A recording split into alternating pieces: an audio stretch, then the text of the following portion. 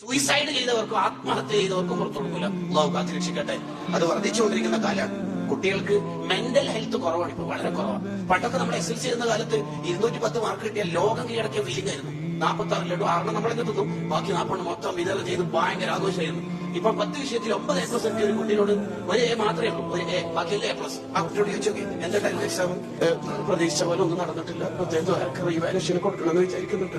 തോറ്റ feeling. Mental health കുറവായതുകൊണ്ടാണ് suicide, ആത്മഹത്യ കൂടിയത്. അതിന് മെന്റൽ ഹെൽത്ത് കിട്ടാന് കുറെ വേറെന്തെങ്കിലുമൊക്കെ ചെയ്തുകൊണ്ടൊന്നും പ്രത്യേകിച്ച് കാര്യമില്ല. ഹസ്ബുനല്ലാഹു വനിഅമൽ വക്കീൽ, ലീഗൽ വക്കീലിനേക്കാൾ LLB പഠിച്ച വക്കീലിനേക്കാൾ വലിയ വക്കീലായ അൽ വക്കീൽ ഓൾ ആയ അള്ളാഹു എന്ന ചെറുപ്പത്തിൽ തന്നെ കുട്ടിക്ക് പഠിപ്പിച്ചു കൊടുക്കണം. ഏത് പ്രശ്നത്തെയും പ്രതിസന്ധിയും തരണം ചെയ്യേണ്ടത് അങ്ങനെ ഉണ്ടല്ലോ. ഇപ്പോഴത്തെ ചെറുപ്പക്കാര് ബിസിനസ് തുടങ്ങിയിട്ട് ജെൻസ്, ലേഡീസ്, കിഡ്സ്, ഡ്രസ്സിന്റെ ഒക്കെ തുടങ്ങിയിട്ട് എന്ന് പൊട്ടിയാൽ ഗൾഫിലേക്ക് പോകും. അപ്പോഴേക്കും 36 ലക്ഷം ഇവിടെ കടായിട്ടുണ്ടാവും. അല്ലെങ്കിൽ സെക്കൻഡ് വേണം ആത്മഹത്യയാണ്. പണ്ടൊക്കെ കയറ് കെട്ടാനായിരുന്നു ഉപയോഗിച്ചത്, ഇപ്പൊ കയറല്ല, പിള്ളേർക്ക് തോന്നിയത് ജസ്റ്റ് ഒന്ന് ആത്മഹത്യ നോക്കിയാൽ അത്രയും സിമ്പിളായി.